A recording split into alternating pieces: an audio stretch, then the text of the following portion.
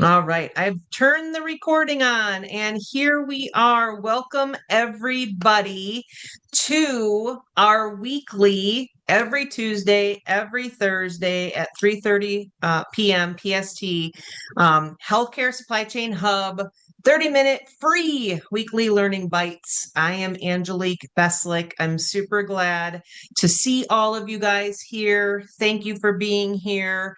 Like I said, I am recording this, and then I will give you guys at the end of this the PowerPoint and the massive action worksheets. And I actually have an extra worksheet today for you guys so you can take what you learned today and go start doing it tomorrow. So we're going to jump right in. Today's topic is flying blind. Data is the lifeblood of supply chain. And I say this all the time to my team. Data is king. If you do not have data, you cannot influence. You can't tell a story. You cannot show proof of something. You don't have visibility. And it actually is what drives everything that you do within supply chain. So I can't wait to start talking about today how we use data in supply chain. So let's get at it. All right, first of all, your key takeaways today in this session around data are number one, you can't fix what you can't see. So without clean, reliable, good data, every decision really is a guess. And you know what I always say to anyone who has to do change management in supply chain, anyone who has to drive influence in supply chain, you need clean, reliable data because I will tell you, a physician, a nurse, a stakeholder will question your data and they will say, well, that doesn't look right because you're missing this. And so that is why it has to be clean, it has to be reliable.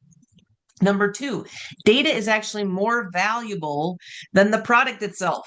It's the proof of the cost, the outcomes, and the performance of what you are trying to show and tell about, right?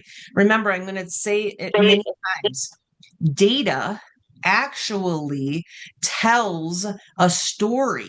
And when you're trying to put together a visual for somebody because you're trying to prove something, whether it's a cost, a patient outcome, a performance of an item, maybe it's a piece of equipment or a technology, you've got to make sure that it's telling a story. So modeling the data is just as important as pulling the data as well.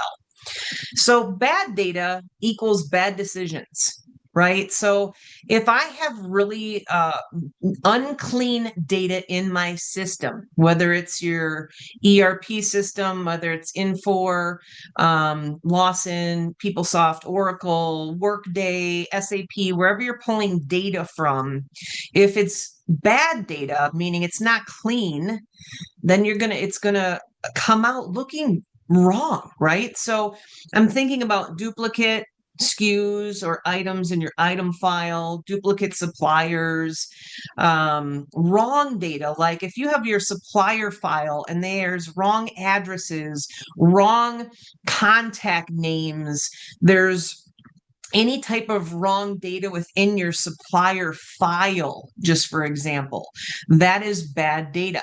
Mismatched pricing. How many times have a supplier come to us and say, hey, I'm doing a cost change within our pricing with you, and here's your new pricing list. And oops, our pricing team forgets to upload the pricing. That happens. So then you have mismatched pricing, which then causes a whole nother issue with your procure to pay process and your purchase orders. And then another one is like incorrect utilization, driving waste. So let's just say in the OR, I have I've gone ahead and I pulled the data to pick something for a case. It comes straight off of the preference card in the OR. I know what I'm picking. Well, let's just say there's bad data on that preference card. So then I go to pick it and I'm picking the wrong items, or I'm picking too much of something, and that drives waste. And so if I think that data is just what's sitting in my ERP system, that's wrong. It also is what is sitting in your electronic health record, your Epic, your Cerner, what is driving your patient records. And a lot of times when you will see that when you have two systems that have been integrated together, like your EHR and your ERP from a supply chain standpoint and a finance standpoint, if those two are not integrated and talking to each other well, you get bad data as well. So just think, if you make an update to your item master file and that does not talk to Epic, and when they go to bill the patient for that item and it hasn't captured the right unit of measure or the right pricing, that's all bad data. So there's a lot of places where bad data can happen, and you need to make sure that your teams are constantly scrubbing for data. The next thing is data governance. That is non-negotiable. First of all, my hope is that your health system has a data governance committee or steering committee. But also, I'm going to suggest that your supply chain team has a data governance committee. And if you're a supplier on the call, please tell me that you guys have, as an organization, a data governance committee. It's non-negotiable. There needs to be rules, expectations, a charter, ownership, accountability. All those things are super essential, and only governance will dictate that. And so what we do at our health system today is we have a data governance steering committee over our health system, and I sit on that. And then our supply chain team has a data governance committee, steering committee, and I sit on that. And I bring what we're doing at the health system down to our supply chain team so we're aligned and doing the same best practices. But this is all about where you get your data, what the source of truth is, how to clean bad data, what are your rules around your different file maintenance, like item master file maintenance or supplier master file maintenance, and how you dictate that. Accountability, who has access to what. All these things are very important to govern. So I want to make sure everybody's governing their data. The next thing is benchmarking. What is benchmarking? It is where you're going out and you're comparing yourself to like peers in some sort of data set, whether it is, I want to benchmark my pricing in a certain product category. I want to benchmark, and you can use this in any supply chain, retail, manufacturing. I want to say, how is my GM car line sales versus Ford's car line sales? And I want to benchmark what that looks like, right? That tells a story. So without those comparisons, whatever data you're wanting to benchmark, you're only looking at numbers in a vacuum if you're just looking at your own. So it's really important as a health system, as a supplier, as a distributor, as a GPO, that you're benchmarking many, many things, not just your pricing, but how you're doing, your sales growth, your patient growth, your patient populations. You want to be benchmarking all these things across the industry and doing it often. And then the last piece is that transparency builds trust. You think about clinicians, finance, supply chain, all aligned when everyone sees the same data. And I love it when I go into a meeting and someone just starts to talk generically about, well, supply chain's always doing something. Well, can I see some data around that? Oh, well, I don't know how to pull that data. Well, okay, then how can you say generically supply chain's always doing something, right? It's just the same thing as if supply chain came in and said the doctors are always doing something. Well, it's not fair unless I have the data to back that up. And that is what transparency is all about. It's the same thing as if a provider and a supplier go into a meeting together, and I'm just saying, supplier, you're always late for deliveries. Your deliveries are always late. Okay, where's the data to back that up and tell that story so that we can fix it? Those things are all about transparency, and that is what builds trust and gets everyone on the bus with you.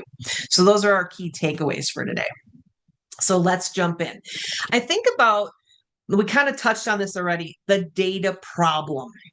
I'm just giving you 3 examples, but I could probably think of at least 20 on the top of my head about data problems. So 1, dirty, what they call it, dirty item master or item files with duplicates, gaps in the data, wrong unit of measures, wrong, not mismatching SKUs, manufacturer item number to what we say the manufacturer item number is versus what the GPO says the item number is. Descriptions all the time are dirty. I also see a lot of times where I thought I was buying it at a case, but truly it was like a pack or a box.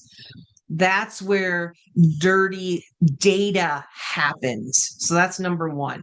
Number 2, you guys know this on a daily basis, and I know this happens on the supplier side too. Siloed systems across your organization, supply chain, finance, clinical.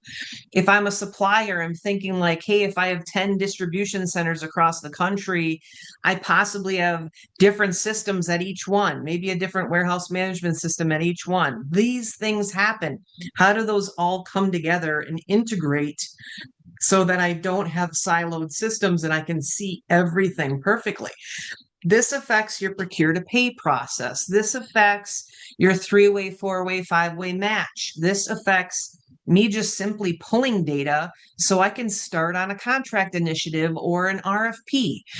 All these things are very critical when I'm trying to pull data. So that's a big problem. Number 3, manual spreadsheets. How many of you guys have seen manual spreadsheets? They equal risk and inefficiency. Excel. I will say that I build Excel spreadsheets when I want something in particular, or if I have to present something. But if I'm not pulling data from my system into a model of some sort that's been built, probably shame on me. I should be pulling data from somewhere because our data should be in our systems and not in Excel. And from a health system standpoint, if I'm managing $600 million annually of supply, equipment, technology, and services spend, I should not have that in an Excel spreadsheet. So I want to make sure that everyone on the call is using nothing manual. Okay. All right. Why this all matters. I want to just kind of go through this, and then I'm going to go through a couple other very important pieces of this puzzle. But bad data leads to bad contracts, missed savings. So if I pulled data and I fed one of my suppliers that I think this is my utilization, they go and quote it, but it was wrong. Then I'm like, okay, that looks pretty good. I'm going to just sign a contract with you. And 6 months later, we're buying something completely different, or something definitely out of scope, or something definitely looks wrong. There's a problem. And then that is a bad contract.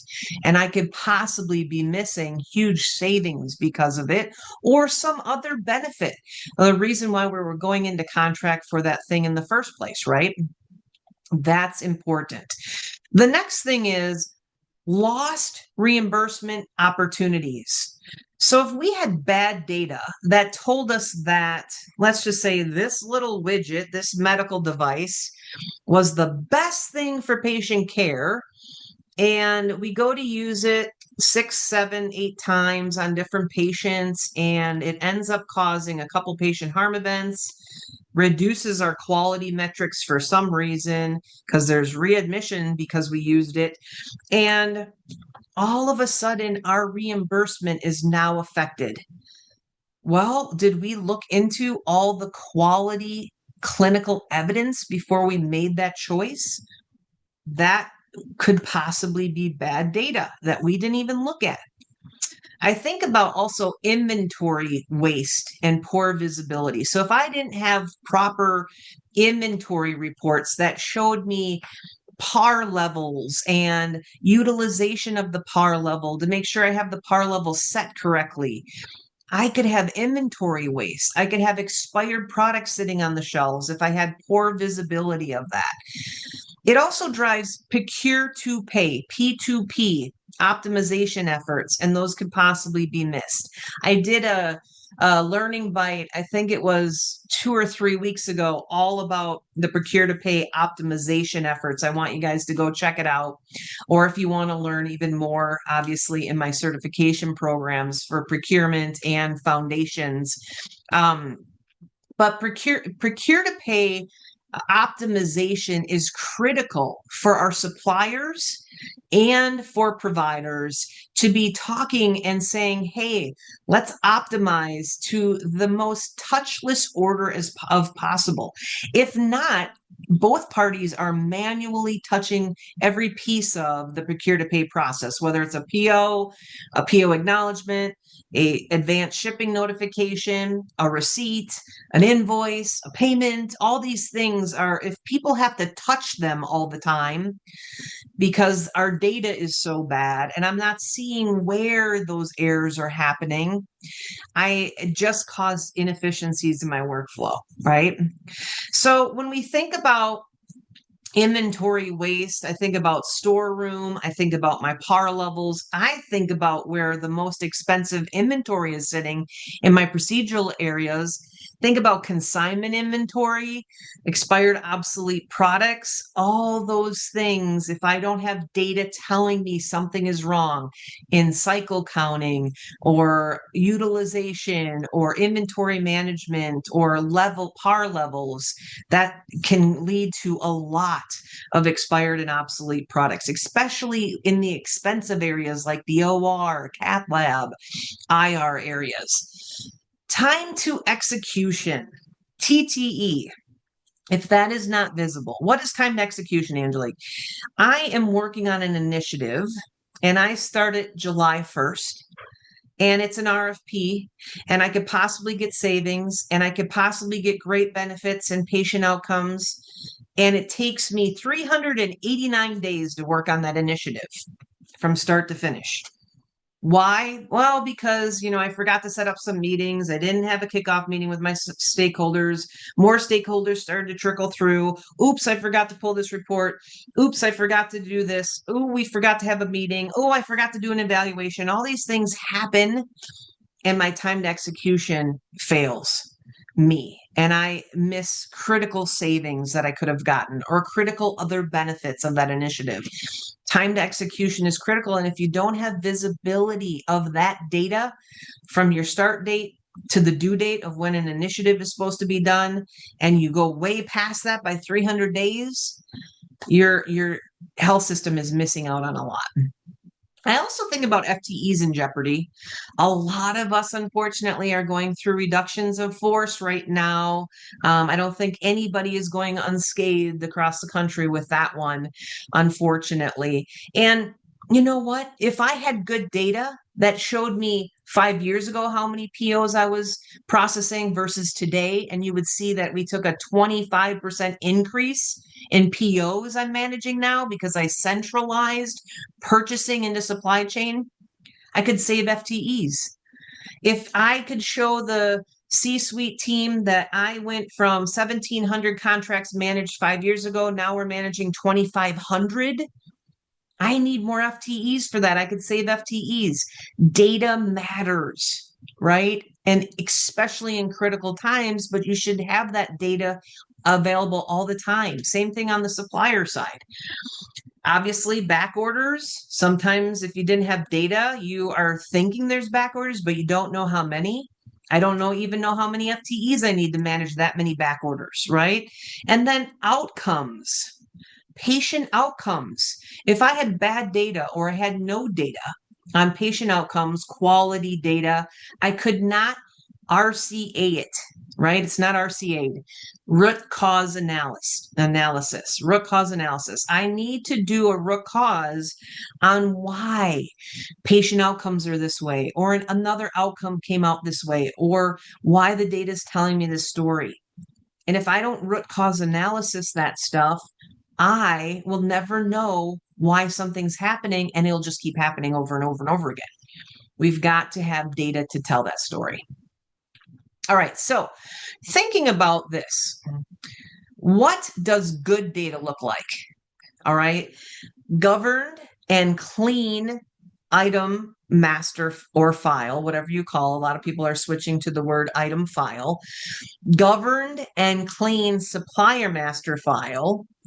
Visuals that tell stories. And I'm talking about Tableau, Power BI, really nice, colorful visuals, showing where baselines are, showing where trends are. Influenceable information. Can you influence a stakeholder or a clinician to do something with data?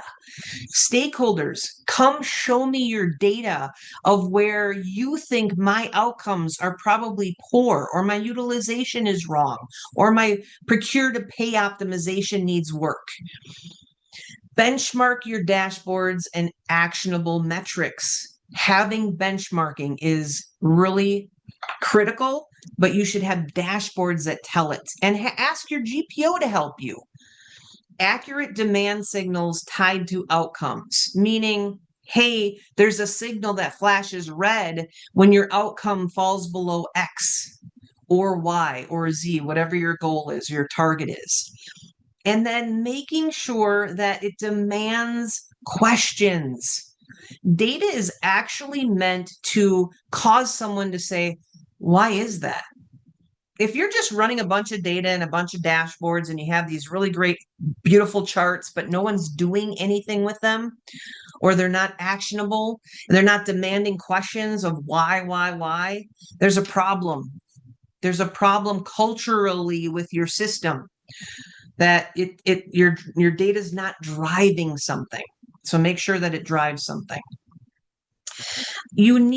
There's a need for strong data governance. We talked about this already, why you have data governance. But remember, bad data is bad decisions. Without governance, item masters fill up with duplicates, outdated SKUs, inconsistent descriptions, and that means leaders negotiate contracts and set par levels on faulty assumptions. Data silos kill visibility. Finance, supply chain, and clinical teams often operate from different systems. Governance as a health system creates a single source of truth so that everyone is aligned on spend, utilization, outcomes, quality data, financial data. Are we on track? Variances. Governance actually also protects revenue. Incorrect product data ties directly to denied claims, lost reimbursement, and governance actually ensures data is accurate enough to support coding, billing, regulatory reporting, the reports you need to get sent to CMS on a monthly basis, right? Transparency builds trust. We already talked about that. It's got to be transparent. We're looking at the same governed set of data, same model. The conversation shifts from finger pointing to collaboration and accountability. And then it enables benchmarking and innovation. Clean, governed data allows for benchmarking against peers, modeling your total cost of ownership. I talk about total cost of ownership all the time in my certification programs. You should know what it is, know how you're driving it. And without it, you can't actually measure your value-based care model. Cost savings, supply chain innovation, all these things kind of get caught up if you're not doing these things. Okay, so I love this. Data governance isn't a back office project. It's a foundation of strategic sourcing, clinical trust, and financial health of your health system. Data governance. If you could do anything tomorrow, go check if your organization has a data governance committee as a health system or as a supplier organization, and then say, hey, does my department have a data governance structure as well that aligns with what our organization is doing? So here's a list, and I am actually going to send this to you so that you guys have this, right? The 7 dashboards that you need right now. You need a spend and contract compliance dashboard. And I'm putting in here what it shows and why it matters. I want you guys to go check it out. Go see tomorrow if you have these dashboards. You need an inventory and par level dashboard. You need a procure to pay cycle dashboard. You need a data quality and governance dashboard. You need a clinician utilization and variation dashboard. You need a sustainability and waste dashboard, and you definitely need a KPI scorecard dashboard that also then provides an executive level at a glance view that keeps your own team accountable in supply chain. Suppliers, you need to have dashboards as well. And I want to make sure that you're even using some of these same dashboards that are critical to you: procure to pay, inventory level dashboards, spend, sales dashboards, things like that. Okay. Hot final thoughts. 2 things. Data isn't the side dish. It's the main course. It's telling the story. Flying blind is no longer an option in healthcare supply chain. I can't sit in an elevator with the CEO of my organization and he says, "Hey, Angelique, how is the supply chain doing? What are some of your best stats going on right now?" I can't say, I don't really know. It probably is not a good thing to say, I don't know. Your entire team should be walking technocrats. Technology driven, data driven decision making, right? Super important. So I am giving you guys the massive action checklist as usual, and I'm going to give you guys a little extra one as well that has your dashboards on it that I was showing you on that other slide. So things I want you guys to go do tomorrow: audit your data quality. Check for duplicates, missing information, mispricing. I don't know, do an audit of 5 or 10 items in your item master or in your supplier master. Same thing, suppliers, I want you to do the same thing. Go check your data. Define ownership, assign responsibility for maintaining your item master accuracy. Who's going to be maintaining that? Make sure it's written down somewhere.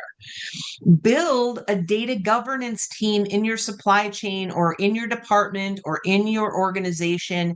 If you don't have one, give them authority to set standards and stand up the governance committee. And if your organization does not have one, suggest that there is one. And make sure they include supply chain, finance, clinical leaders, and obviously your ISIT teams, your population health teams, your patient access teams, your patient billing teams. All of these teams need to support that overarching organization governance committee. Pick one benchmark metric and publish it. I'd actually love to see one of your dashboards at your organization. Build some kind of a reporting rhythm. Commit to a monthly dashboard for your spend, outcomes, savings, any metrics that are super important to your organization. And then I said this, I think, on the last Learning Bite: start an initiative calendar. Make data-driven projects visible, prioritized, aligned, and they don't have to just be around savings. They can also be around other outcomes you're looking for. So that actually concludes our data for today. I hope you guys learned a ton on these learning bites. It is my priority to give you guys something that you can take mass action on tomorrow. Go implement it in your work life tomorrow. And if you guys have any questions, go check out my website, healthcaresupplychainhub.com. give me a shout. So customer service at healthcaresupplychainhub.com, or text message me or message me in LinkedIn. I'm always here for you guys. Learn, learn, learn. I hope you guys learned a ton. And I will see you guys all on Thursday, where I actually have a guest speaker coming to teach us something even more awesome. So have a great day, everyone, and I will see you. Bye.